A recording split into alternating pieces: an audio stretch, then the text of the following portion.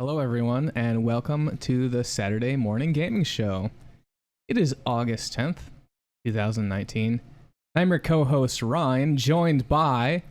your other co-host, Lobos. Lobos, thank you so much for being here with me. We're going to be playing Super Mario World 2, Yoshi's Island. This game was released in North America, October 1995, for the Super Nintendo. Very late for Super Nintendo. A bug just flew in my coffee.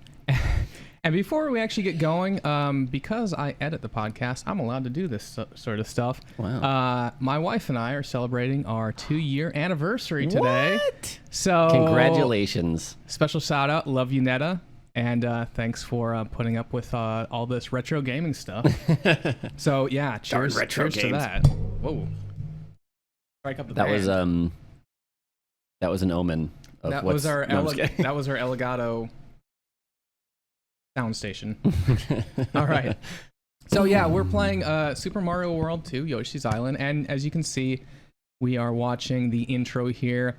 Basically, here's my summation of what's going on in the story. Okay. There's Baby Mario, and then there's like a pile of rocks, and they lose like Kamek, the witch, slams into the stork carrying Baby Mario and the pile of rocks.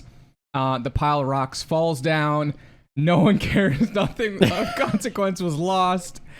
Nobody cares. And there's really no game here because oh my gosh, Mario is alive, and that's really anyone, the only baby anyone cares about. But there would, if this pile of rocks did not get rescued, there would be no Luigi's Mansion. I mean, Pile of Rocks is Mansion. So I've never actually played Luigi's Mansion. Me neither. Me neither. But people rave about it, and I think I need to. Nothing. No one cares about it. Well, look, I'm not everyone. So, anyways, this game actually has some lore to it, unlike most Mario's. Well, okay, which is so just let's talk about lore because a map drops down with him, and let's take a look at how many islands are on the map.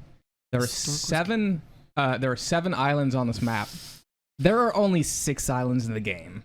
Well, 6 worlds, which are subparts of a single island. Yeah, because you see the main screen, and he's walking. Every time you beat a world, he's walking around the same island. But the map is clearly showing a path. Maybe it's a path to a single island in the middle. I don't know. I thought you just gotta. Anyway, it cuts to Kamek, and Kamek is like, we got the worthless baby. Go get the other one. That's literally, oh my God. That is this literally a whole what he's episode saying. Is just bashing Luigi? But that's what's happening, right? He's very upset. He's yelling at his, I don't know what you call those little helicopter things that actually captured him. But Kamek is legitimately upset that he didn't get he or she. He's upset about not getting both of them instead of just one. They knew they were twins. So, anyways, so Mario gets dropped. Wait, does he get? Yeah, he gets dropped, right? Yeah. Onto he Yoshi. doesn't. They nab Luigi, the baby. Yeah, and they drop Mario. Marcio. I said Marshy. Marshy's not the name of. Oh my God, this episode's on a great We start. are very unprofessional. We should redo this whole thing. No, this is perfect. Yeah. See, because there we go. Here's the title screen. This is when the game actually starts mattering here. When you can start playing. So, first and foremost, I think I want to frame this discussion. Okay. Because, and you're doing it right now. When we were finishing last week's episode, you were very joyful. You're clapping your hands. You're like, we get to play Yoshi again. Yes. So I had never played Yoshi's Island. Yes. And I started it, and around, and we'll talk about this the scene which did this to me, but around world, it was actually 1-4. Oh. I almost messaged you. I'm like, we can't do Yoshi's Island. I can't play this game. I hate it. It's so bad.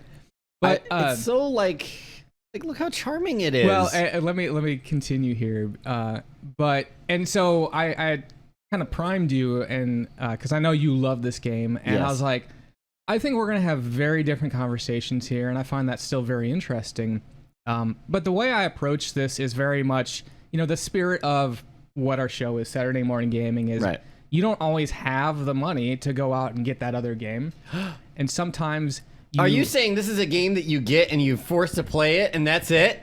Oh no. Or you go to the rental store and it's like that's your weekend game. No. And so I was like, I'm gonna force myself to play this. No, I don't have to do all the bonus stages and stuff, but like that's my game, and I'm actually really glad that I did, because this game grew on me. And so by I think World 3, I started to actually really enjoy my time with it. So and then by World 5, you hated it again, probably, because that's usually how I go. World 5 is rough, yeah, but it takes a little bit of getting used to, and I think you almost need to approach this game not so much as a Mario game, but more of like a puzzle game with Mario elements. Right. So, or an adventure puzzle game. Yeah. So, I mean, first off, if you're listening and you don't know anything about the game, you play as Yoshi in this game, carrying baby Mario on your back. And you're like, okay, cool. I've played with Yoshi in Super Mario World. He was fun and everything.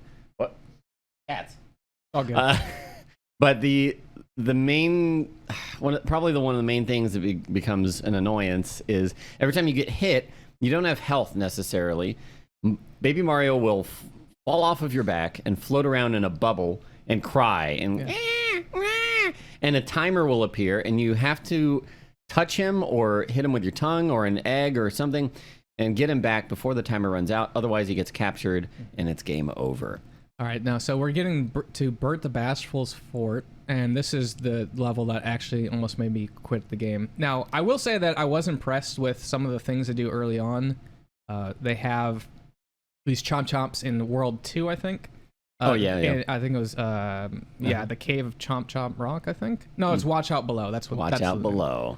They have these Chomp Chomps that come out from the background. It's like a parallax background, and they come to the foreground, and they actually remove sections of the level as they're coming down. So that was really cool.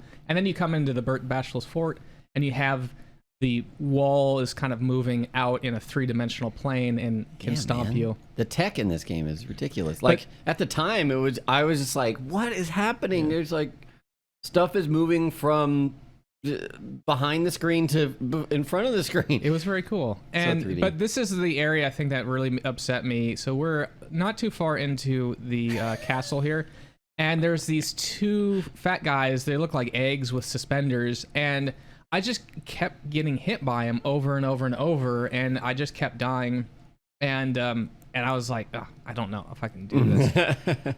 Ultimately, I found out the annoyance I had. The problem I have with this game is it's very much a personal problem, where you'll spend, let's say, 15 minutes trying to get the coins and the flowers and all that, and then you'll move on to the next area, and you'll die because you fell into the lava or the spikes or whatever, and then you have to do that all again. Go back to unless you had checkpoint. Actually found a checkpoint. Right. And to me, it was semi-frustrating, because a lot of times you do these very skillful things, and it just, some of the things were time-consuming. So that was my biggest grievance. I figured out that that was the thing that bugged me the most. But after you get good, as it were, I found it much easier to sort of sustain and not die and sort of get to the next checkpoint. And so and once I alleviated that, then like the game was, I could enjoy the game for what it was. Sure. Some might say this is the Dark Souls of Yoshi games. Of Yoshi, I probably wouldn't say protagonist. That because Dark Souls is fun, but no, I can't. I like this game. So let's talk about some of the mechanics, because we haven't really touched on them too much. So Yoshi can eat enemies. Most of them, once you eat them, you can press down and convert it into an egg, and you have a maximum of, I think, 6 or 8 eggs. I think it's closer to 5. But I never really counted. Sure, but you can then hit a button to start like this aiming reticle that kind of cycles in a crescent moon shape, like 180 degrees, and it'll just go back and forth, bounce back and forth. And if you press the button again, Yoshi will throw an egg, and there's a lot of like ranged things that you need to throw eggs at, whether you're wanting to collect an item or activate like this little switch cloud, or just kill enemies and things like that. And you can collect flowers and red coins, which, by the way, each level has 5 flowers, 20 red coins, and then 30 stars. But the stars aren't really collectible so much, or they are. I mean, you do have to collect stars, but it's more of a measure of you didn't get hit, because every time you get hit, earlier we were talking about that timer, that when you get hit, Mario goes off and there's a timer. So that basically always goes up to 10. So when you have Mario on you, let's say that you got hit Yeah. And then the timer started going down and went down to 5. You picked up Mario, and the timer would go back up to 10. And that's like your base life, if you will. Right. The stars will give you up to additional 20.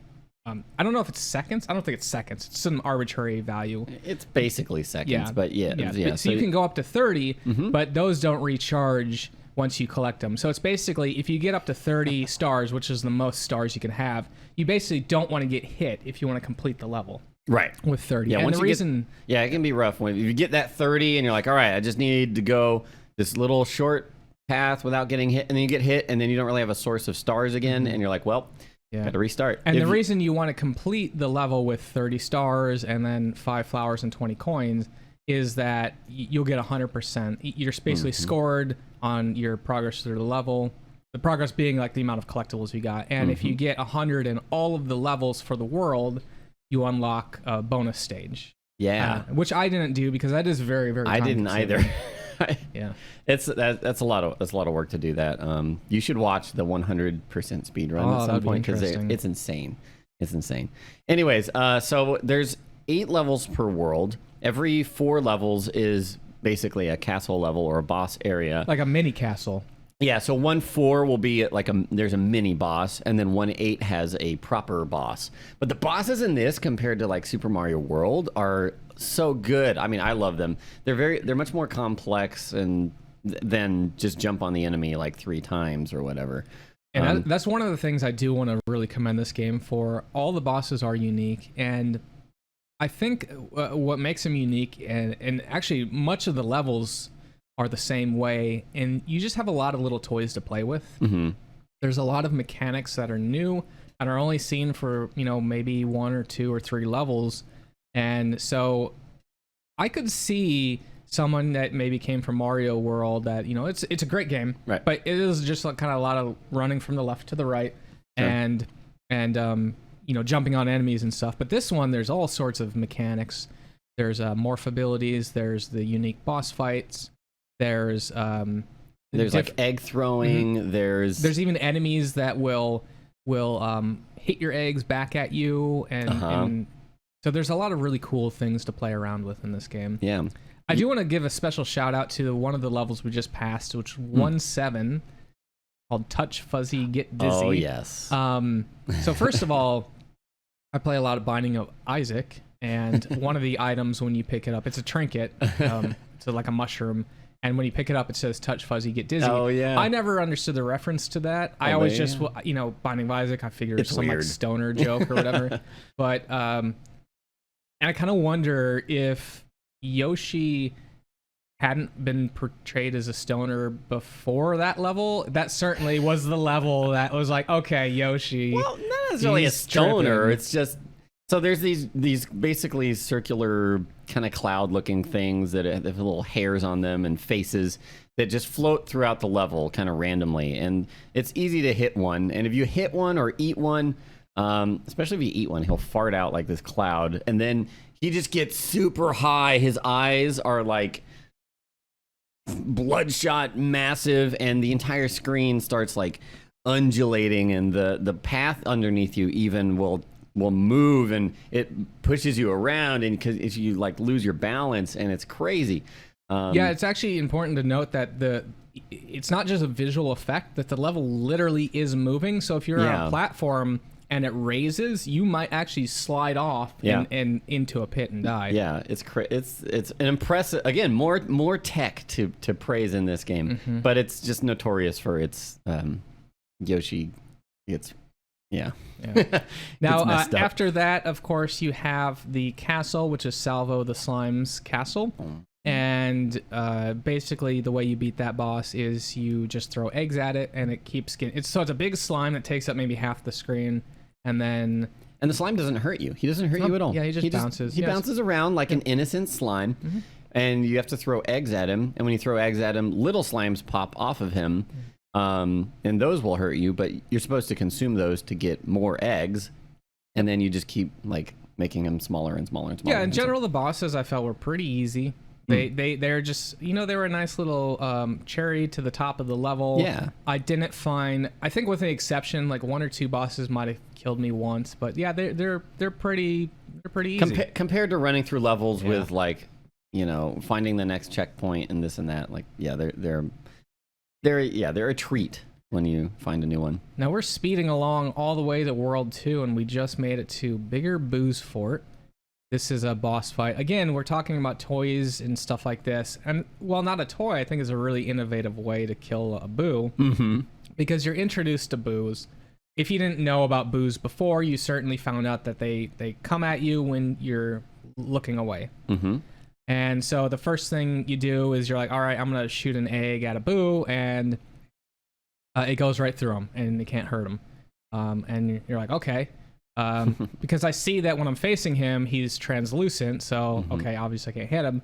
But if I'm facing away, he is opaque. And it's like, oh, that's really cool. I get it right away. Yep, yeah. So that was a really interesting boss there. Yeah, and usually as you throw eggs at him, he gets bigger and fills the room, and so it gives you a little less room. I actually found that an interesting decision because it became easier to hit him. Oh yeah, as he's bigger, so it makes him more dangerous because he gives you less room to maneuver, but you don't really have to maneuver around. I would have liked to see what would this look like if he actually got smaller. Oof, because it would definitely be more challenging. Yeah.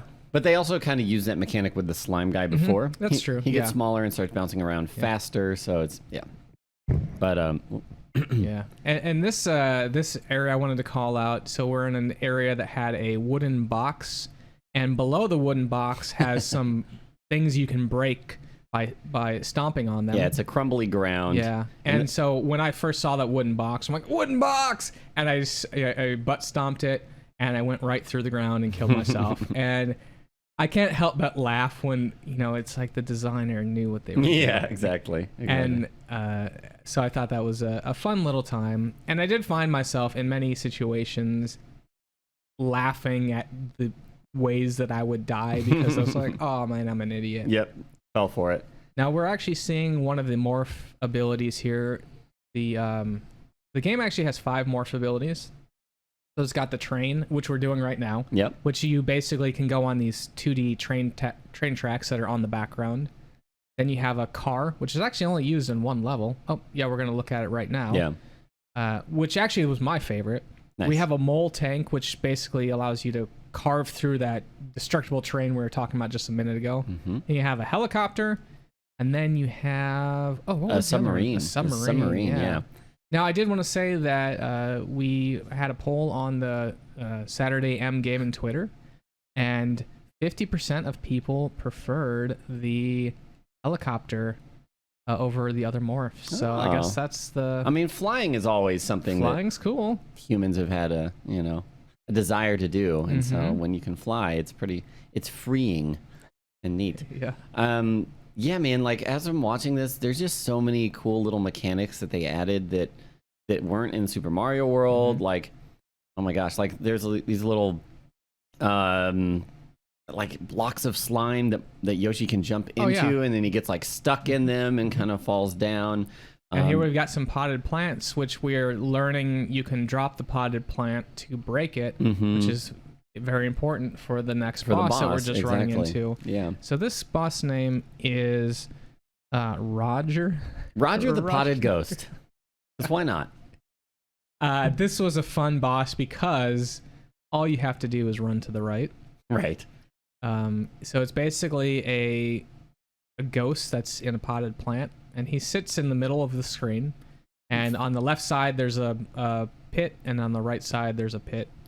And essentially what you want to do is push the potted plant over to the right side so it will fall. But meanwhile, there's 2 shy guys that are pushing the other direction. They don't have that much resistance. They just kind of slow you down a little bit. But it's really fun when you get to the edge and you see the other shy guys kind of fall the edge first. You're like, all right, I got this. Yeah. I think the only way you really get damage in this fight is he will shoot some blue flames down at you. And also, occasionally, the potted plant ghost will do this attack that doesn't damage you, but will push you. Yeah, it'll push you. So it can push you off the left side of the ledge there. Yep. Again, not too hard, but There are ways to get damaged. I think one of the main things was they didn't want to make them too hard so that you don't lose all your stars or lose any of your time and then have to redo the whole level again, and just gets annoying. Oh boy, World 3. Welcome to Monkey World. Oh, the monkeys. Well, so when I started this, I started to have a little regret because the monkeys, they don't damage you. So I'm just like eating them because I'm like, I'm a functional guy. I want those eggs. And then I'm like, should I feel bad about killing all these monkeys? Then they start throwing bombs at you, and you're like, okay. Yeah. Also, where did she get those bombs? What? But here's a section I felt smart. Oh, nice. So in one of the monkey worlds, there's a section where you can there's like a ramp going down into the water, and if you go to the left slightly and below the level, you can go into this bonus world. And I felt smart because there's a bunch of 1-ups here. And this is a good opportunity for us to talk about the purpose of a 1-up in Super Mario. So, you want to tell us how 1-ups work and why you'd want those, Lobos? Well, they're extra lives, and whenever you die, you can continue wherever on the last checkpoint that you were. Yeah, and that's important that you can only continue at checkpoints if you have lives. Sure. So if you die, you will, if you run out of lives, you can restart the level. You know, like something in Mario 3 would actually make you restart the whole world. Oh, right, yeah. But in this one, you just have to restart the level, but you have to basically start at the beginning. So if you're strategic, if you don't have a full 5 lives, because I think it's 5 lives when you run out of lives and you restart, you start with 5. So you might want to just kill yourself early on, get those 5 lives, then start the level. Sure, yeah. And at least when I played this last time, like early on, you can get a ton of 1-ups, and I find like it's more the later worlds that start to really, you'll start to die a lot. And then, yeah, and to be frank, I actually started using save states at those points because I was running out of lives. I'm like, well, this is really just a grinding thing. Right, yeah, save state, the same idea, basically. Yeah. So one thing we didn't talk about is one of the collectibles is the sunflower, little happy smiley sunflowers that you shoot them with an egg or you run into them to pick them up. At the end of each stage, for each sunflower that you've picked up, and they're not necessarily sunflowers, there's flowers. There's like this ring that you jump through that's like the end goal, and when you hit that, there's like a little roulette that goes around this circular ring, and all of the flowers you picked up are like arranged on this ring, and if the roulette lands on one of the flowers, you get access to a bonus stage where you get one of like several mini games where you have a chance. I think 4 mini games. 4 mini games, yeah. So you have a couple comments on that. So the roulette thing is a circle, and I think they arrange it such that there's like a seed and then a flower and a seed and a flower. Right. And so if you get all the flowers, again, I don't have the picture in front of me, but I think it's roughly like a 50% chance, or visually it looks like a 50% chance for bonus stage. Right. And for each flower, it adds like roughly 10%. So if you only have 1 flower, it's probably like a 10% chance. 2 flowers, 20%. So right. it basically looks like that. Sure. Now, I thought it was a little... I wasn't a huge fan of that because when you hit the 5 flowers, you feel really accomplished, and that's cool. Sure. And to not get the bonus game really kind of felt like I was missing out. I felt really sad. But once you got to the bonus game, you still might not win anything. So it was sort of like double random to actually get something. In fact, there's one where you can bet your lives, and you might actually come out with less lives. So also, I just want to comment that we have Baby Mario sitting at a roulette table gambling away Yoshi's lives. Whoa. That is look, let's not talk about that. Don't gamble away someone else's lives, especially if you're underage, is all I'm saying. Yeah. I got nothing to say. I think we just agree with that. Sure. Maybe just don't have your babies gambling, Nintendo. So we just watched the submarine a bit, which is pretty standard. You can swim underwater. You have an unlimited amount of torpedoes that you can. Wait, you have torpedoes? You didn't know you had torpedoes? What? You can just mash torpedoes and infinitely they home on enemies. Yeah. So I was just avoiding everything. No. That's a game changer. Yeah, man. Torpedoes. Wait, does a helicopter have any missiles or anything? I don't think so. Okay. No, the helicopter just flies as far as I Well, know. so the only thing that is really dangerous with getting hit with the submarine is that you spiral out of control, and the helicopter is the same thing where Right. you don't take damage, but you lose control for maybe 2 seconds, but then you fall to the bottom of the screen, and if you hit far enough under the screen, you'll actually just die. Yes. As that did happen to me a couple times. Now we're moving into the next boss here, which is Prince Froggy. Here's a little piece of trivia, which is cool. Oh, Prince Froggy is the only boss that doesn't actually get larger. interesting. Yeah, but the player gets smaller. Yeah, so that's a really cool. But what happens is Prince Froggy eats you, and then you go into a stomach. And I actually found that, so it's basically, you're in a stomach, and you can see the uvula at the top, and then presumably in his intestines at the bottom. Like stomachs are. Yeah. Yeah. And I've actually found if you just stand in the very center of the screen, there's these little drips of acid, I guess, that are going to the left and the right side of the screen, but they won't hit the center at all. So you just kind of stand in the center. And Shy Guy, I guess the frog's also eating Shy Guys. Like mad. The Shy Guys come down. You can grab those, shoot them up at the uvula, and then he eventually throws you back up. Yeah. Or something else, because you go out the other that's right. That's right. He doesn't start. No, yeah. Yeah. Nintendo, what is going on over here? You know what? It's fine. Just, yeah. But yeah, that is a very memorable boss for me because, I don't know. When I played it as a kid, I was like, I'm inside a frog stomach. I don't know. It's so weird to me. But yeah, again, with just like the unique boss fights, like I have to commend it every time I see them. Now we're on let's see, I'm trying to think of what level this is. It's one of the caves. I think this is the cave of Harry Hedgehog. Oh. And I got really stuck here because there's a specific door you're supposed to get to with a key. And I could see the key on the left side of the screen, but I couldn't figure out how to get there. So I probably spent like 20 minutes searching this level. And ultimately, I had to look it up on the internet. Turns out you actually have to run back outside to where there's a bunch of monkeys. You actually start the level here, and there's 2 choices you can go. You can go up or down.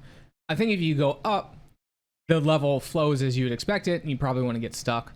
But if you go down, it was easy for me to forget that this key existed. So anyway, you go up, and you go outside and then back in, and sure enough, there's the key that you could clearly see, but you had no idea how to actually get there.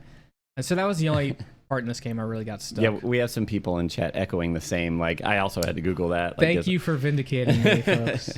There you go. Now we're actually moving up on the Naval Piranha, which, by the way, as I understand it, if you throw an egg before the Naval Piranha gets large. By the way, the Naval Piranha is the boss of 3-8 for the end of World 3. If you throw an egg at the piranha when it's small, it will actually die in one hit. Yeah, before you enter the boss room, you can see the little piranha plant over there, and he's small. And once you enter the boss room, there's a little cutscene, and Kemet comes and sprinkles his magic dust, and then he gets and turns into a big piranha plant. But yeah, you're in the water, and you can jump up and throw an egg beforehand and hit it, and it'll just insta-kill it, which is cool. Insta-kill mechanics. I'm always a fan of like little Easter eggs like that.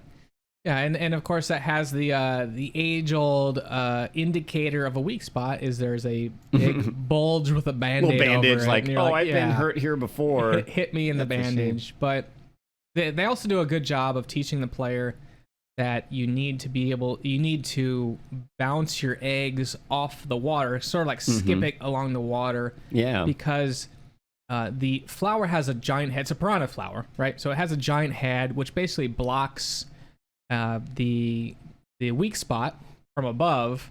So you have to skip your egg off the water, and that will then come under the head, so you can then hit the weak spot and damage it. And again, like, I don't feel like this tech is used anywhere else. It's just water skim tech for the sake of this boss. Maybe it just happened to work, and they're like, let's make a boss out of this. But it's absolutely great, and these fights were a lot of fun to do. Again, not challenging, but they were fun because they made me feel smart, especially when you kill a boss in the first time. Right. Like, man, that was awesome. Figure out the gimmick, master the gimmick. win. Now, I do think that they do a pretty good job of having checkpoints right before the end of the boss. And actually, so let's say that you enter a checkpoint with 30 stars, because we talked about if you get hit, some of the stars go away. When you respawn at that checkpoint, you start with the same amount of stuff you had before. So if you wanted to use a life, so let's say that you went and you're like, I want to beat this 100%, and you have 30 stars, and you get hit at a boss, you could just purposefully die and basically restart at that checkpoint and still have those 30 stars. So that's a cool thing. It's kind of managing your life versus how much you want to beat it with 100%. Yeah. I wanted to mention, I think this is the first game, I could be wrong, where Yoshi can flutter. And Yoshi nowadays with like Smash and everything, like everybody knows it, you jump and you hold the jump button and Yoshi will kind of like flail in midair and which, get a little by the bit way, of hang time. It serves for jumping Mario off Yoshi, so Yoshi dies and then Mario. Exactly. Yeah. And exactly. Yeah. There's actually, we were talking about how you can insta-kill the Piranha Plant. That's kind of a little speedrun trick. There is also frame perfect if you hold jump and at the apex you let go, and right before you would just start to descend, you hit jump again to flutter, you can actually gain a pixel worth of height. So you can infinite flutter, and there are some sections of the game that, again, if you watch that speedrun, is insane. Like, we'll talk about when we get there, but there's a whole series where you're on this like elevator and there's all these broken shells and you have to do this whole long elevator sequence. And the speedrun just flutters through the entire thing, cool. Which is insane. That's amazing. Just one little pixel, just do it over and over. That's cool. Yep. So we're on another fuzzy level. I'm trying to think of what I don't remember what the name of this level is, but it's in World 4, one of the first levels. And this is where I realized that you could actually throw eggs and kill the fuzzies. Would basically distort your level. And so once I learned that, I was like, this is great. I can actually beat this. But again, I think this is really fun. If you try to do this area without killing them or eating them or touching them, it's a really cool thing. It's kind of like a hot potato or whatever, where it's like, just don't touch these guys. It's a bullet hell. Very different. Yeah. A mini bullet hell. Here's another one of those kind of unique mechanics, is these platforms that have numbers on them. And every time you jump on and then off of that platform, the number will decrease. And once it hits 0, it just disappears. So you have like limited uses for them. And they use that in kind of fun, intelligent ways for like various puzzles and stuff. And forcing you to like immediately continue or things like that. In this situation, they're used as sort of a safety net because you have some balloons that you jump on. And you have to navigate both upwards and horizontally on these balloons, and if you miss a balloon, you basically have one chance because you'll land on one of the one platforms, and then that'll disappear. So what I ended up doing was, like, instead of running across them all, you jump across them, so you have a couple of the platforms left over as like another safety net if you get lucky there. But yeah, this is me just trying to collect a bunch of those red coins. When I played this game, you can certainly go through it and just try to get to the end. And I think you could probably chop the game. Like, this game took me like 14 hours to complete. I think if I wasn't trying to get the coins and everything, it was probably like closer to 10 hours or whatever. Yeah, and that's the way how I took this time, because I've gone through and gone slowly, and it really extends the game's time, but not necessarily in a bad way. Like, if you like collection, then it's great. But also, if you're trying to beat it in time for a podcast, maybe you want to skip some of that stuff. But I did try to everything. I tried to find everything. I didn't use the internet for to figure out where stuff were, because again, this wasn't a completionist thing. It was just more just like, I'd like to get as many as possible, but I'm not going to stress out about not getting everything. Right. I think I ended up the entire game with like 4 or 5 levels that I got a perfect 100%, and that was great. And then my low point was 53. I'm sure I had less than that because I just, raced through it. There was this little kind of gimmick to a level where, similar to before where the chomps are flying from the sky, now there's one coming from the left side of the screen, and you have to just keep moving, otherwise he'll eventually catch you. And I remember always feeling so sad because once you get to all the way to the right, you get on this stone platform, which he can't chew through, and he just bites it, and it shows his tooth crack, and he drops a little tear from his eye, and then he falls to his death. Poor little Chomp. Yeah, but at the same time, Chomp is trying to consume you. Yeah, well, So- yeah, I mean, yeah. You still got to feel bad. Self-preservation. Also, I want to point out that he kind of did it to himself. You were just running, you're just minding your own business, true. run down, and he decided to run and smash his teeth. So don't feel bad. It's not your fault. Now, the next boss we've got here is it's in the Marching Milds. It's Marching Mild. Days. Marching Mild. Marching Milds Forest. Yeah. Fort. And the mechanic here is he starts out very large as a single thing.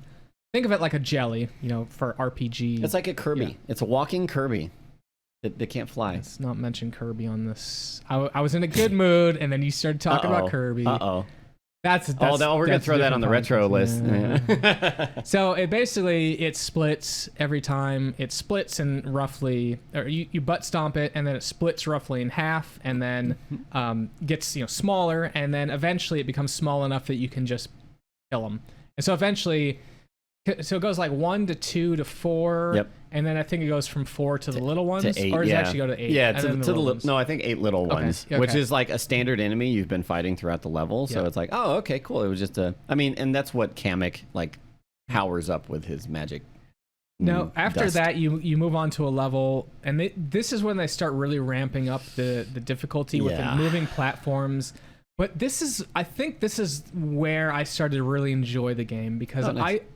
It's difficult, no doubt, but with the Yoshi Flutter, it allows you to hit those moving platforms. And for some reason, for me, hitting moving platforms is a lot easier than hitting stationary ones. Because when I hit stationary ones, I'm like, oh, I'm too far to the left, too far to the right, and then I end up killing myself by triple guessing myself. Right. Whereas if I would have just jumped and stayed, Yeah. I would have been fine. But you overreact there.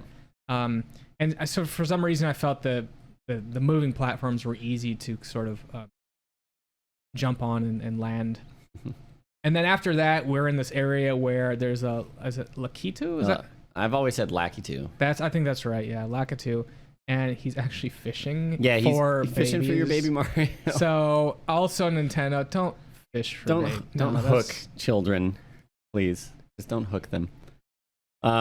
And then after that, almost immediately after that, you go into this area that has like this breakout. It's mechanic. Breakout, man. It's an homage to Breakout. Which is really great. But here's something that's weird: is they teach you the breakout mechanic, and then like 2 worlds later, there's a boss that uses that. And so it just seemed weird that they teach you that mechanic, and then they don't use it again until the boss later on. Because that would have been a perfect opportunity for you to be like, hey, this is how you blow up the breakout rooms. And we'll talk about why that breakout stuff is important for the boss when you get to it. But we did just get to Hook Bill the Koopa. Yeah. So Koopa gets magic dusted and turns huge. Also, he kind of looks derpy. He does look derpy, but I mean, Koopas are kind of derpy. I also want to point out that, well, let's talk about the mechanics and then I'll point it out. Sure. Yeah, well, I like this boss a lot. First of all, pretty much the first thing you do in any fight is like, all right, how do I get eggs? Because I probably have to use eggs. And so you're like jumping on him, also trying to damage him. And if you jump on his head, he'll cough up eggs. Yeah. So that's what I wanted to bring up is I'm not sure if people understand how eggs are produced, but they don't come out of your mouth. I mean, out of Koopa's mouths, they do. And anyways, so you grab these eggs and you can hit him in the head, and you hit him in the head and he'll like stand up a little bit because you're knocking him back, and you hit him a few times and then he'll be like standing up, like teeter-tottering with a little tear in his eye, as always, innocent boss. And you hit him one more time, it'll knock him over onto his back, and then you can stomp on his belly and and then I think you hit him 3 times and then he dies. Yeah, it's probably because he had like egg indigestion, and you're just like cracking eggs in his stomach. Jeez. And then he has like salmonella poisoning. No, this is, oh my gosh. All right, so after that, we move on to the snow world. And when I entered this, I was like, all right, I knew it was coming. It's Mario. I knew there's going to be a snow let's get it done with. Uh-huh. Snow World, at least it's not World 6, because we always know World 6 is, or the last worlds are the hardest. So that's like great.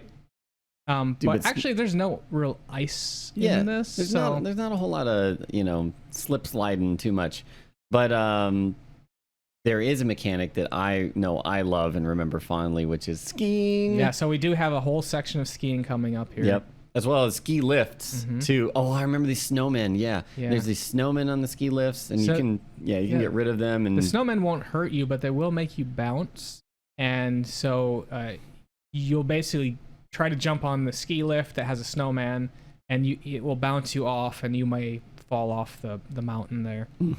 So what you want to do is use an egg to shoot the snowman off the ski lift, and then also watch out for these little birds that are floating around as they will bump you off. They will. But the good thing is, Yoshi can flutter, so if you get bumped off the ski lift, you can make it back to safety and then eat them and then shoot them back at them. So, one thing I wanted to mention is they also have a lot of like unique little Shy Guys in this game. So Shy Guy is like a standard Mario enemy. I guess more from like 2. 2 is when Shy Guys really came around. But there's fat Shy Guys, which if you eat them, they give you a big egg, and if you throw the big egg, it kind of POW block everything on the screen. POW block affects everything on the screen. There's Shy Guys on stilts. There's a whole level themed after that. There's tall Shy Guys. There's like tribal Shy Guys. And they have spears. Yeah. But we are in your skiing level here. I gotta any game that has like a skiing portion. I love like Final Fantasy 7. I love that skiing, man. All right. Well, so this one I think was this thing I spent the second most tries of any sequence in the game. Oh, sure. Because I really wanted to get all the red coins and the flowers on this, and there's sort of three sections to the skiing, and so there are a couple hazards. There are rocks, and if you hit a rock, you tumble into an avalanche thing, and that basically stuns you for a couple seconds. Sure. You can't jump or anything, and that means you can fall down a cliff. There's also some birds and some people that will throw bombs at you, and so there's a lot of just like regular skiing, really. Yeah. I mean, that's why you see a lot of people they break their arms because they're skiing, and their excuse is always that they hit a tree. But we know. We know. Congrats on getting that 100 points on that stage. Yeah, I left that one on the video because I was proud of that, because that was really cool. Also, the skiing was a lot of fun. Awesome. And I think, I'm not sure, because I feel like I had to go into like a slightly special area to hit that skiing thing. Do you know if that was crit path? No, that's crit path. Yeah. Okay. As far as I remember, yeah. Because at the end of it, there's the ring, and you finish the level. Yeah, that's true. Yeah. So we're on a level now where there's this little, well, not little. He's a big ghost, and he kind of follows the same theme of some other enemies where he's got these big angry eyebrows and cute eyes. But he's got a platform on top of his head, and he's located at the bottom of the screen. And he's on a timer, but he moves throughout this level, and he'll just kind of stand up to various heights, which gets you access to little pocket areas in this castle. And you have to use him to get all the way across to the right, but also sometimes he'll stand up, and there's spikes that he would push you into, so you have to duck. Or other enemies and collectibles to grab. So yeah, and again, that was a really good example of how they sort of do the risk versus reward thing, because that thing's pretty easy if you just stand still. There's a couple places where you have to jump, but if you just stand still, you're gonna make it through. The complexity is, do you want to go for those red coins? Because if so, you're gonna have to race that timer, because he'll start moving when he's ready, and if you don't have everything and back to the little elevator thing, you're going to be killed. And then after that, you get to, what do we have? Is this Sluggy? I think it's Sluggy. Yeah, this is Sluggy the Unshaven, which I'm not quite sure about. I mean, I guess he's got little hairs. Yeah, he's got hairs, man. But it's essentially one of those jelly ghost things that actually brought us here without the eyebrows, and it has a big heart that's blinking in there. And you basically have to... I think it's like 3 or 4 eggs. You are sort of, each time you are putting divots in the jelly, which will reform. So you kind of have to like accurately hit these over and over and over. Yep, in his body, and it'll just cave in deeper and deeper until it exposes his heart, and then you can hit his heart. And he's like blocking this entire hallway and moving slowly to the left towards you. And if you don't kill him in time, he'll push you off the ledge at the end. Yeah, actually, my first attempt, I was really hoping that I would have beaten it because it would have been more impressive on video here. But because it actually got me to the very edge, but I was like 2 shots from hitting it, and I was like, oh, but he ended up knocking me off. So that was a lot more intense. But yeah, another thing to praise Tech for, though, because I think that like deformation of his body based on where you hit him, like, crazy, right? Now we're on the next level, or one of the next levels here, which I think is called Shifting Platforms Ahead. And Sure again, like one of my favorite levels. And we are actually introduced to these little, they're actually, later on there's a boss named Raphael, but I'll call them like mini Raphaels. And you see them on these little miniature planet things. They're just orbs, really, but they're moving around in a circle there. And that's a little prelude to the boss that you're going to be fighting a little bit here. Yeah, they're ravens, but they're not shaped like birds necessarily. They're kind of just kind of oval shaped with big noses and like 2 big clown feet, and that's pretty much it. And they just walk around these little orbs. Yeah, like you said, like just spheres of ground or whatever. And then we actually are introduced to even a new mechanic. So again, we're in world 5, I think 5.7 or 5.8 right now, and they just gave us another mechanic, which is they have these spinning arrows. So they're circular and they spin, and you can jump on them. And we've used these in the past, right? And they just kind of bounce. They go the direction that it's pointing, and if it hits a wall, it bounces. But in this situation, you can actually pick it up with your mouth, right, and reposition it. So I'm like, where did this come from? Yeah. So the arrow is constantly spinning, but when you jump on it, it stops, and then it'll just go in that direction. So if you are trying to go straight up and you kind of accidentally land on it facing to the right, you can just jump on it a few more times, let it get a few more rotations, and then. We're on a section where I actually noticed a huge amount of slowdown. So I'm not sure if this was an emulator thing or the game legitimately gets this slow, but there's a lot of stuff going on here. I don't... I didn't get this far this time around. I've played it through a few times. Yeah. I don't recall a slowdown in that part, but maybe yeah, people... it could be emulator. And then we get to Raphael, which I love this because he gets big and he just comes in and he boots Mario out of the boss stage. He's like, he boots you into space. Yeah, he's like, you ain't even worth my time. I love this boss too. This is another one of the super memorable ones. Just the arena for it is really cool. So yeah, he charges you and bops you into space. Yeah. And you go to this mini planet, kind of like Super Mario Galaxy. Well, I was actually going to bring that up. I'm glad you did, because I actually wondered, there are many boss fights that do this very similar thing. You know, they do more like a drill. You're drilling through the planet and hitting on the other side, but it's pretty much the same thing. Sure, yeah. Where there's these 2 pegs. And what you want to do, so it's a planet with, think of it like at 12 o'clock, 3 o'clock, 6 o'clock, and 9 o'clock. There are these pegs, and only 2 of the pegs will be up at any time. Right. So let's say that you're at 12 o'clock.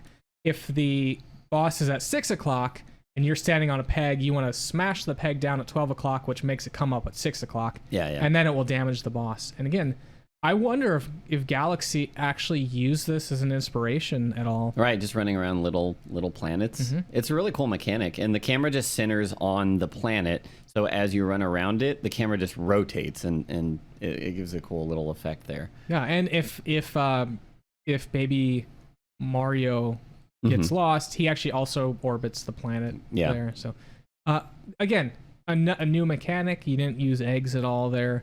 Right. I'd say the majority of the bosses you do use eggs, but yeah, I think most you do, but some of them they'll make you go, what do I do with this guy then? So now this is a situation. Let's watch here because I want to talk about really funny deaths here. Uh-oh. There's a box on a ledge, and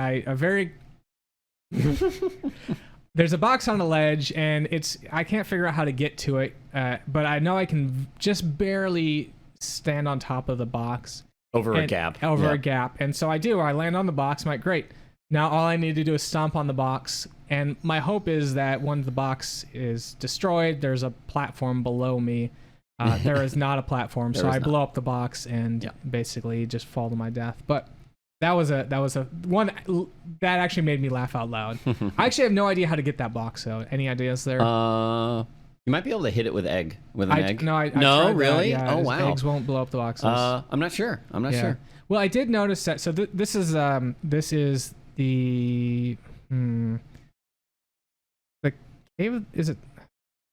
I can't figure out what level this is. Scary Skeleton Goonies, maybe? Perhaps. I'm not sure. There's we're back to, oh my goodness, dealing with chomps flying from the background into the foreground, and these chomps, if you're in their path, they will just push you down into pits, and they kill you really fast. When I was playing it the other day, like, I don't think it was on stream. Oh, we didn't even talk about Super Mario like yet. But when I was playing it the other day, I just kept getting pushed down. Like, the timing was so chance that I would just, and it was fun. What was really interesting is those chomps, when they come out, they will actually only destroy the terrain if the terrain is on screen.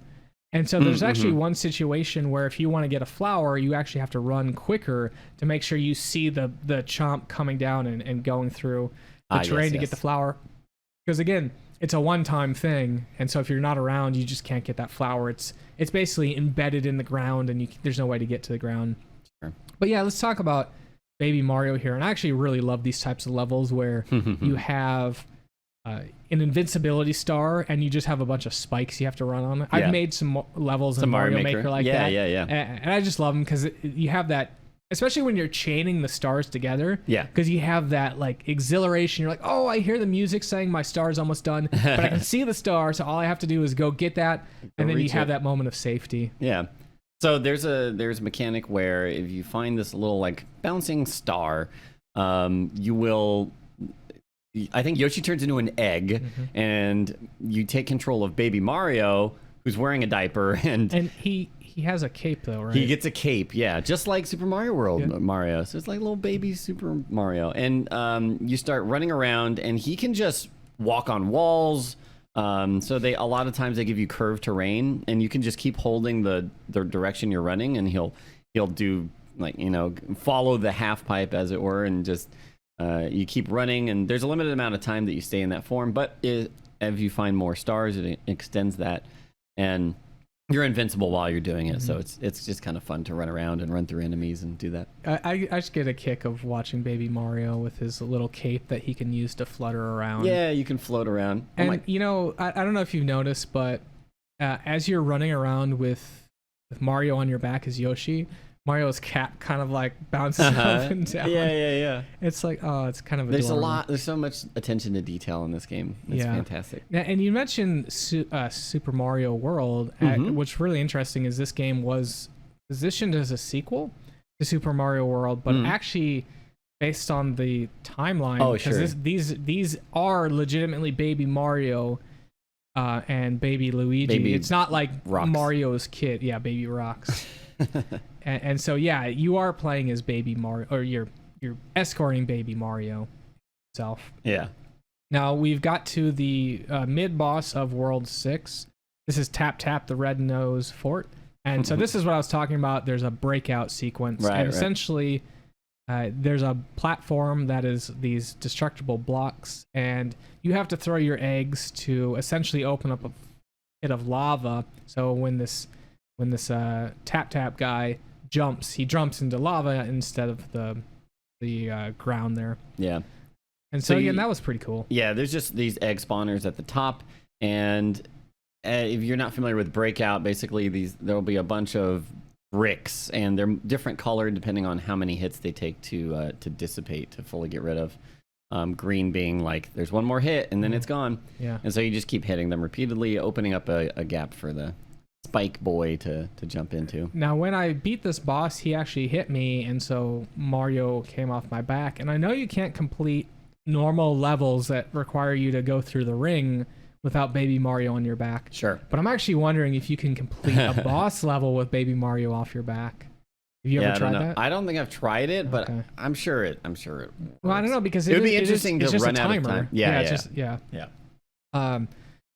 So the other thing I wanted to talk about was the next level is just like a scrolling level auto here, scroller, an auto scroller, and not a whole lot of levels do this. Probably for the best.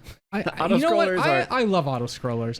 And I know a lot of people like in Mario 3. Everyone hates the airship levels. Right. I love them. They're so fun. Well, yeah, I probably just have because anytime you get an auto scroller in a speed run, it's like because you have to wait for the level. Yeah. So I think that's why I just generally have a bad taste in my mouth for them. But this is a cavern that sort of loops in on itself, and actually it's a pretty long level. I don't think there's any checkpoints.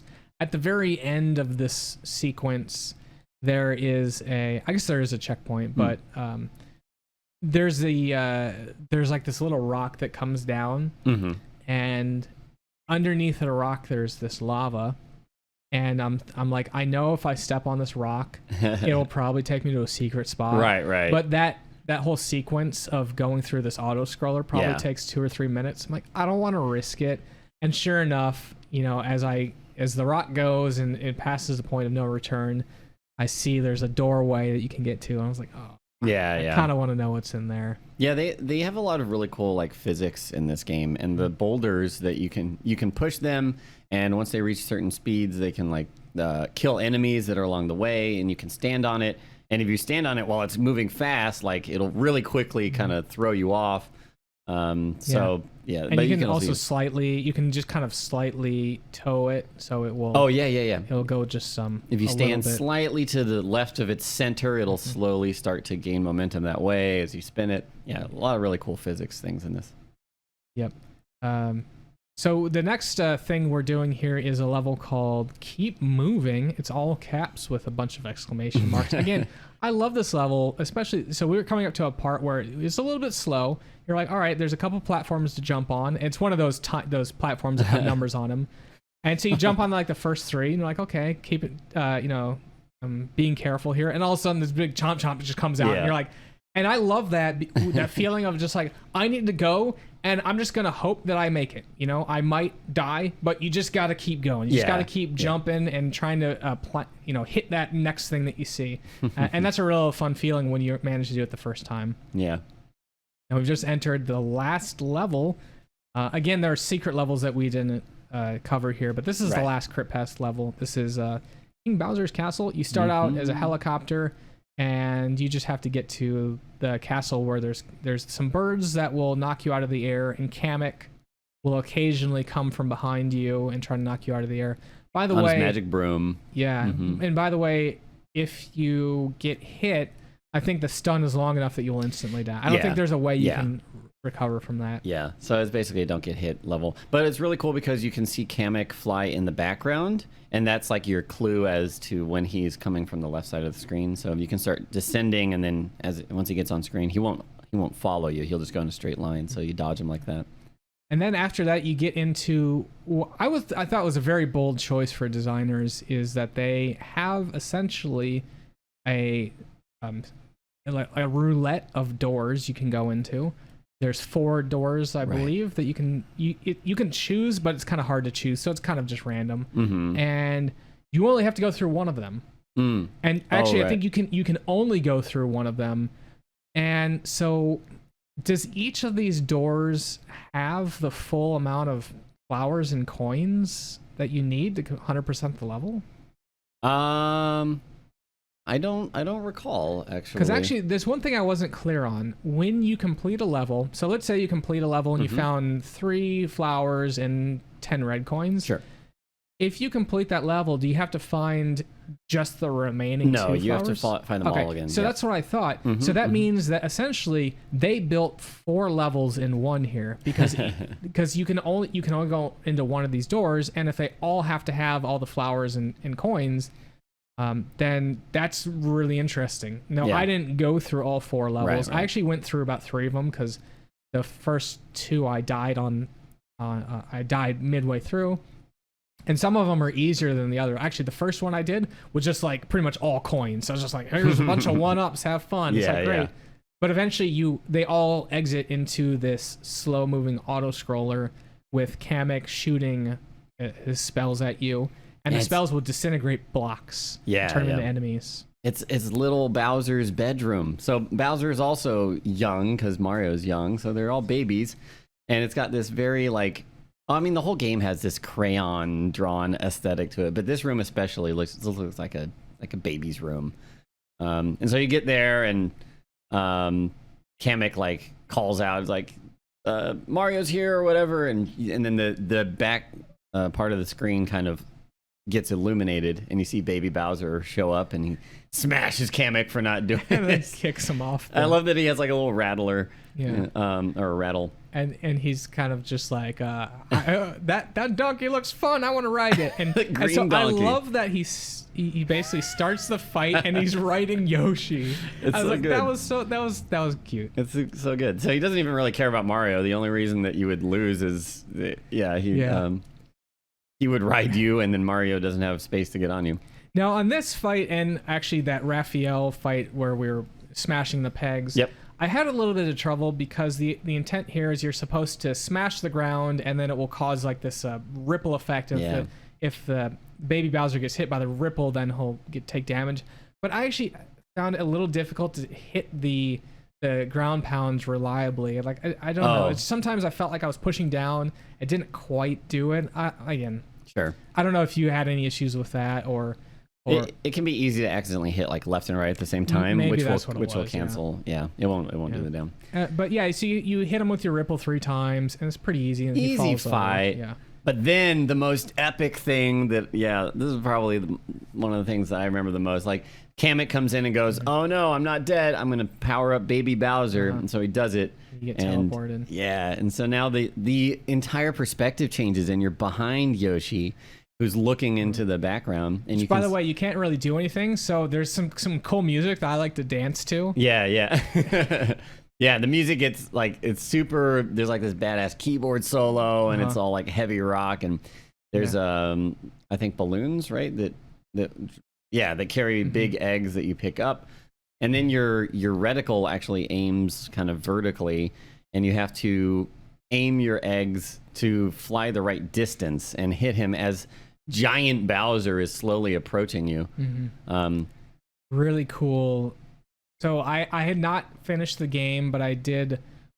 Well, I was listening to your stream, and you were talking about, the end boss is really cool. Yeah, I'm like, great! I can't wait to see what it's like. And I wasn't really expecting anything like this, and this was really cool. It was another good example of switching up. I was expecting the traditional Bowser fight of you have to get him to stomp into lava or something, but he's shooting rocks at you occasionally, and that is removing portions of the terrain. Yep. And so there's 2 times where he does that. The first time is pretty generous. You still have a very large, you have a lot of level to still stand on. But after the second stage, you kind of have just a very slim platform to stand on. So I didn't actually jump around. I let the eggs all come to me because I didn't want to mess up and fall. Yeah. So it was, and the only thing he really does to you is he'll put on the lock-on target. You can see a fireball is coming at you, and then you just have to not be in that position when the fireball comes. Yeah. Pretty easy to dodge. It doesn't seek or anything like that. Now, he also comes closer to you. So I was wondering if this is a situation where if you let him get too close, he'll come and like smash you or something. Yeah, something. I think he smashes all the platforms and you fall or something. It's been a long time, but I don't know. I love that fight. And every time you hit him with an egg, he'll get knocked back. He'll like bounce back a few steps, and then he picks up his speed and moves really fast to get to where he was before, and then he'll kind of slow back down. So it's really like nerve-wracking kind of when he's like sprinting towards you and you're like, oh gosh. Well, I know that it's a little too late. We can't see it now, but the moon looked a lot like the moon you were fighting on with Raphael in the Raven's Castle. Yeah. So you basically rescue Yoshi. No, you are Yoshi. Sorry, you rescue Luigi. The bag of rocks that is Luigi. Yeah. And now here's something that I'd love to lore experts to explain to me is they are going to bring the twins, Mario and Luigi, to their parents. That's right. Mrs. Mario. Because we know that their names are Mario and Luigi Mario. I'm pretty sure. Is that? I'm pretty sure that Chat can correct me on that, but I believe. Who are their parents? So their parents are somebody, no unknown name Mario, and also unknown. Well, let's take a look, because we'll see that the babies are delivered, and we'll see two parents, and so we all know Luigi is the tall one and Mario is the short one, and so my question was, both parents could be large, but let's assume that one is large and one is smaller. Which parent is Luigi inheriting the genetics from? Now they're in a toadstool house. Yeah, so that was like, are they actually like toads, or we're just flipping open the whole lore book? You have to do some real research to put all the pieces together. What I do notice, though, and we'll keep our eyes on this, when the door opens and it sees the two parents, you can see, I believe the mom is on the right side, and you can see the mom's hands. Oh. And they seem much so here's but this doesn't answer the question. So it's either that mom has very large arms, long arms, right? Or is shorter. Right. And that's why you can see the hands down there. Sure. So maybe the dad is like the tall one and the mom is the short one. Yeah, I would guess that they're saying she's shorter, but who are they? Where are they now? It's also worth noting that if you're watching the video here, this isn't exactly how the sequence plays out. What happens is that little bit with the parents actually happens after the credit screen. Sure. But I kind of switched the order just to sort of speed things up there. Sure. So what if their parents are Mario and Luigi, and Mario and Luigi are a couple, and they have these kids, and it's just a perpetual cycle of it's like a time loop. Mario and Luigi parenting other Marios and Luigis, and so then that's why there's so many Marios. Like that's why you have so many lives. Is because there's just a universe full of Marios and Luigis. All right, we'll have to. I'll simmer down. We'll take that. We have reached the end credits there of Mario. Okay. Actually, it's Super Mario World 2 Yoshi's Island. So that's gonna pretty much wrap up that game. Okay, final thoughts. What do you? Yeah. So I think when I was thinking about this game, I was like, this conversation was going to serve for me to actually come out of it and understand, did I enjoy the game or did I not? But actually, about World 3, World 4, I actually already made a decision. I enjoyed it. I don't think I'd put this as like top 10, top 20 for me. I'd put it at a solid B, which is respectable. And I can certainly appreciate people that think this is amazing, because I could see there's a lot of cool mechanics and little toys to play around with, like we mentioned. So I think it's a solid game. Yeah. I've loved the game since I was a kid, and now like knowing more about like game design and stuff, like seeing all the stuff they did on Super Nintendo, I think it's really impressive. We never talked about the music. The music is amazing. And I think kids these days who have never even heard of this game now are familiar with the music, because like the Flower Garden stage music, which is like the basic overworld theme, is now used in all sorts of like meme videos. So it's like people know the music and they know it's Yoshi. Well, I think that we at some point should do a off episode about just great video game retro music, we can cover stuff like this. I feel like that would be a whole different podcast practically. I did want to do a little bit of housekeeping here before we move on. So just kind of a heads up to everyone. When Lobos and I first started this podcast and show, we very much wanted to just try it out. And I said, when we started, I was like, hey, Lobos, let's do 5 episodes. And then after that, we will evaluate the show to see both how we are, if we find ourselves continually interested in it, have time for it, and if the fan reception is large enough to sort of like, do we want to continue or kind of call it at 5? Sure, yeah. And so this was episode 5. And so we made a decision on the future of the podcast and show. And so, Lobos, do you want to kind of talk about that? Yeah. So Ryan came to me, really. I had always wanted to do a podcast. And I had mentioned that a couple times, and Ryan will watch the stream from time to time, and he heard that and knew that, and he had this idea originally to do this classic game podcast, and I was like, yeah, I'm all for it. And he was like, yeah, I'll handle like almost all the bulk work. All you got to do is make sure that like you play through the game, and then we can talk about it. And I was like, totally, yeah. So on that note, in order to kind of continue it going and to add more stuff to what the podcast is. Well, first of all, we did decide that we're going to continue the podcast. Yeah, right? yeah, So we're going to continue it. We're both enjoying it. The fans seem to really be enjoying it. And so the next step. Yeah, the next step is we're going to launch a Patreon. So we're going to have a bunch of extra content potentially that we're going to add on to it. And it's just kind of help make it worth it for both Ryan and myself to devote the time to it. Yeah. And again, it's not something that we're like, we need this in order to continue or whatever. It's a passion project, but there's opportunities, and we have a video here that will explain why we think that the Patreon will add value to the show. Oh, so yeah. let's go ahead and let me add it here. Let's see that. here. We didn't set this up ahead of time. Here we go. Media source. I know how to use this. What are we doing? We should just be able to drag the video over there. Well, but it won't be full screen. Well, this will make it full screen here. Okay, I see what you're saying. There we go. Point. All right, here you go. Watch. Hello, everyone. Ryan here. And Lobos here. Together, we co-host the Saturday Morning Gaming Show, a bi-weekly podcast and live show on Twitch. We cover a lot of your favorite games from 20 plus years ago. Some that we've covered already are Legend of Zelda: A Link to the Past.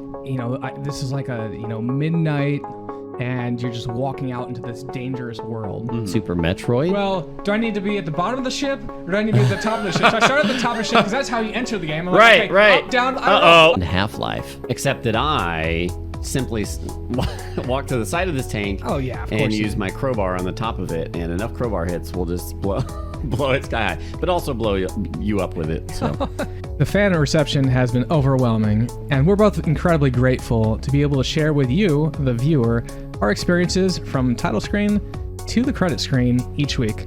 Think of it like a book club for games. We want to expand upon this show with more options and ways to be involved. Things like a Discord channel where you can talk about the game of the week, whether that's sharing a screenshot of something you've encountered, or you need a little hint to get past a puzzle but don't want the outright solution. Or perhaps you'd like a look behind the scenes to see how each show gets put together. We'd even like to get members of the Retro Twitch community to come onto the show with special guests. So please consider supporting the Saturday Morning Gaming Show. There are a lot of great rewards you can choose from, so peruse the tiers, see what strikes your fancy. One last thing. At 100 Patreon subscribers, a new live show / podcast will be created. This will be more of a variety show where we talk about whatever we want, probably gaming related, while also fielding questions from the viewers. And you can find more details on that reward on the Patreon page. Thanks for watching. Thank you.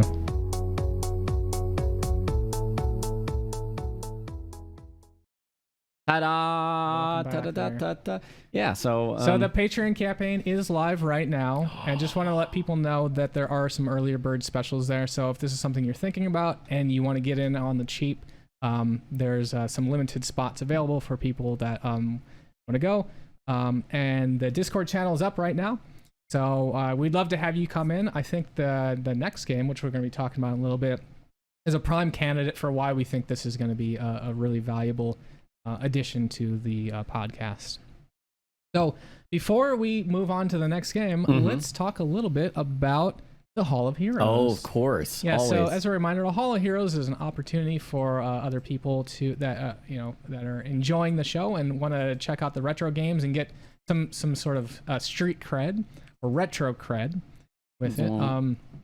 To complete the game of the week, submit an image with their name next to it, and you can throw a little description or shout out to be read on the air. And so we do have a leaderboard of all that, which we'll get to, but let's go ahead and go through the Hall of Heroes applicants for Super Mario World 2. Yes. First up, of course, Gaming Steiner says that was harder than expected. Still a lot of fun. Keep up the great work. Looking forward to the next challenge. It is harder. Every time I play that, I'm like, oh yeah, this gets hard. It's a tough game. It gets tough. Yoshi 355, always happy to have an excuse to play one of my favorite SNES games. Yeah, by the way, Yoshi was brand new to the Hall of Heroes, so awesome. Congrats, you're on the list. Yeah. Nonsense Mejia, hey Lobos and Ryan. It was good to go back and finish a game I used to play when I was younger. I did not miss Baby Mario's crying, though. They really make you want to get that Mario back, because... and it's just, oh my gosh, it gets so great. Anyways, Tobunaga, my first playthrough, so it was cool to see the origin of red coins. Mm-hmm. Yeah, that's true.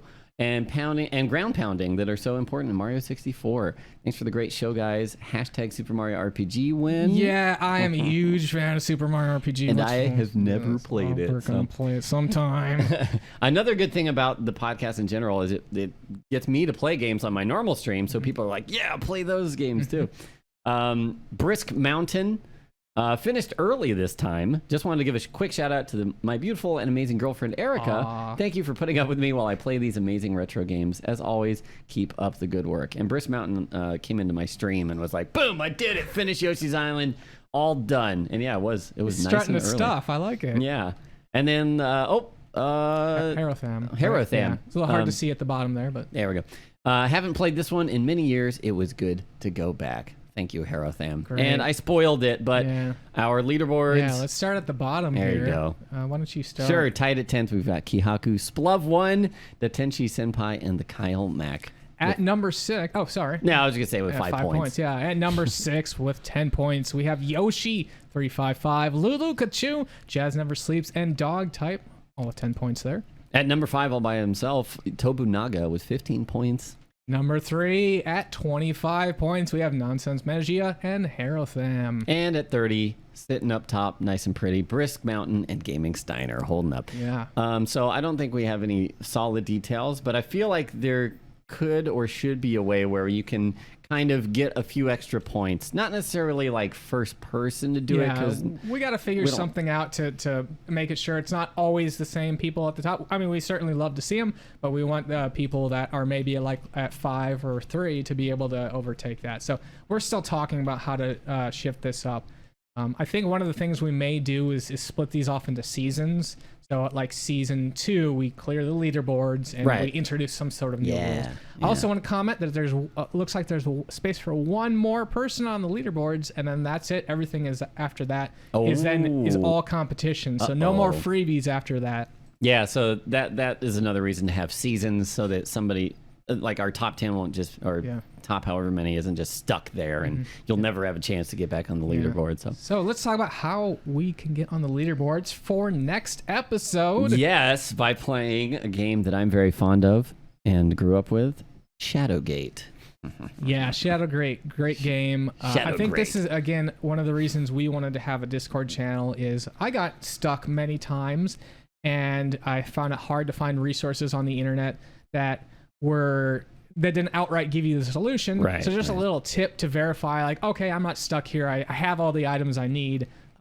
Is super valuable. So please use that Discord. Ask Lobos, or the other people in the community there for tips, and let's all play Shadowgate together. Yeah, there was legitimately a time where he messaged me on Facebook, and he was like, "Hey, I'm playing Shadowgate, and I'm at this point. Like, can I get back? Am I stuck if I do this?" And I was like, "Nah, you good. You good." Yeah. Like exactly how we actually simulated in that Discord chat. Like that actually happened, and we're like, "Oh yeah, let's recreate that moment." And you know, it'll be nice to have a place to go to get vague tips, right? So you're not just like, "Oh, that was the answer," because puzzles are fun to figure out on your own, right? Even with a little bit of help. Absolutely. Yeah. Well, sadly, we've reached the end credits of this show. I want to thank everyone so much for watching us on Twitch, listening to us on the podcast, and of course supporting us on the Patreon. Yeah, you can listen to us on all of the standard podcast formats. That link for the Patreon is patreon.com/Saturday Morning Gaming Show. So if you want to support us, you can check out what you can get for that there and what we offer and everything. Yeah, and a special shout out to TechnoAxe for much of the music during the episode. And if you have any comments or questions or thoughts on the show, we'd love to hear from you. Just shoot us an email at SaturdayMorningGamingShow@gmail.com. Or on our Twitter at SaturdayMGaming. Right. For Saturday Morning Gaming Show, I'm Lobos. And I'm Ryan. We'll see you on August 24th for Shadowgate.